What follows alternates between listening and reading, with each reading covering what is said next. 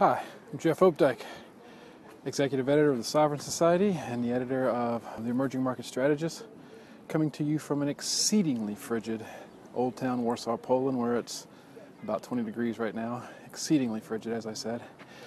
I've spent the past week here in Poland, in Warsaw, interviewing some economists, some business leaders, just some average Poles, people who also run small businesses, some entrepreneurs, looking at what's causing the rise of prosperity in Poland. It's part of a new book I'm writing about the rise of prosperity, the rise of wealth around the world, and Poland is one of the classic examples of how wealth has sort of grown up outside the West. It's a pretty amazing example too. I've been talking to a lot of people who were clearly around during the communist times, pre-1989, and who see, a difference today that is a leapfrog from what it was previously. People talking about how, when they were growing up, mom and dad had to use little pieces of paper that they received from work that gave them access to, a bag of sugar at the local store.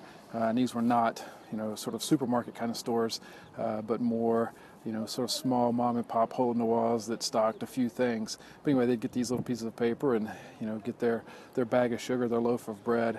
And today it is as modern an economy as you would find in London or Miami or, pick a Western city. It's just incredible. One of the guys I spent time with earlier this week is a guy who runs the Ferrari dealership here, and the Ferrari dealership is actually based in the old Communist Party headquarters, which seems so appropriate that you go from statism to the ultimate symbol of capitalism with the Ferrari dealership. What's interesting is that the Ferraris that are sold here, there's about 40 of them sold a year in Warsaw, and of those 40, they are the most expensive Ferraris anywhere within the Ferrari global network.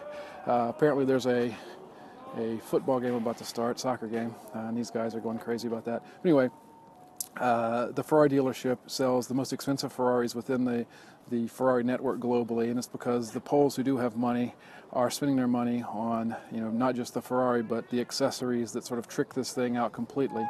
But what's interesting is that, the dramatic rise in wealth that is so apparent here.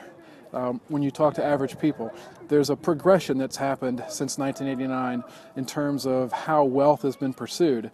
When you first got free of the communist system and began to pursue sort of the Polish version of capitalism, it was, you wanted to have a color TV. That was the sign of wealth in Poland.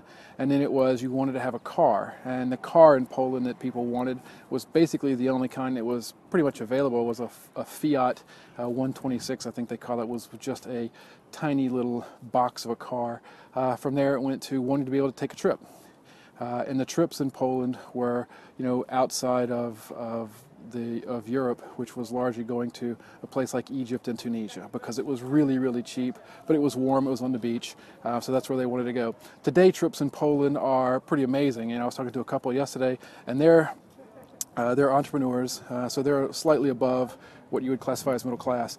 But their trips, they've been going to Kenya, Mauritius, they've gone to Thailand and Bali. I mean, they're taking some really sort of high-end exotic trips. And I can't tell you how many people I've talked to here who've made that exact same comment, that the idea in Poland today is that you want to one-up your neighbor. I mean, if your neighbor has been to, Egypt, then you're going to go to Kenya. And if your neighbor's been to Kenya, then, well, you're going to go to Mauritius or Madagascar. And if they've been there, well, then you're going to go to Southeast Asia and go play on the beaches in Bali. But once you got past the trip, it was, people wanted a better house or a better apartment, and then they wanted a better car, and then a better apartment than the one they had. Now it's at the stage where it's become almost a mature economy. It's no longer sort of the developing economy that people might associate with Eastern Europe or emerging markets in general. Poland is a very well-developed economy. When I walk down the street behind me, it's called Nowy Świat. It's where, basically a walking pedestrian mall. It is loaded with every symbol of sort of brand name Western culture that, you can possibly imagine.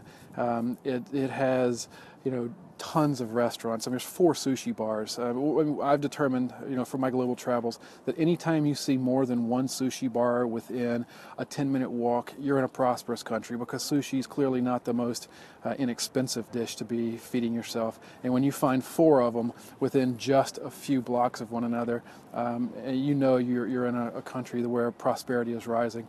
I spent today with a guy who started one of Poland's earliest job placement agencies. It's one of those online job services.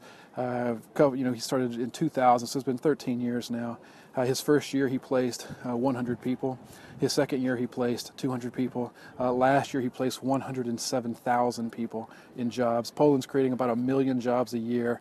This guy's placing 107,000 of them at salaries that range from 5,000 zlotys a month to about 8,000 zlotys a month, which is vaguely 1,500 to maybe 2,700 US dollars. So these are clearly middle-class jobs for Poland, and they're springing up all over the place. They're not just happening in Warsaw.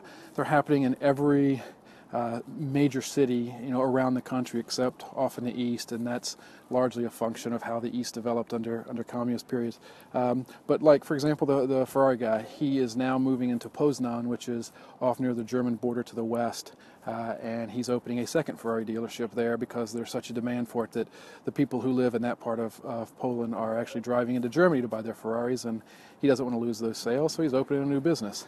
So anyway, that's a little bit about life in Poland and how prosperity is really taking off here. It's a perfect example of the kind of countries that we want to invest in as investors looking for opportunities in markets that are largely overlooked by Americans. Poland is clearly one of those. There are some really opportunistic investments that can be had here, and I'll be telling you more about those in coming months. Signing off from Poland, thanks for listening.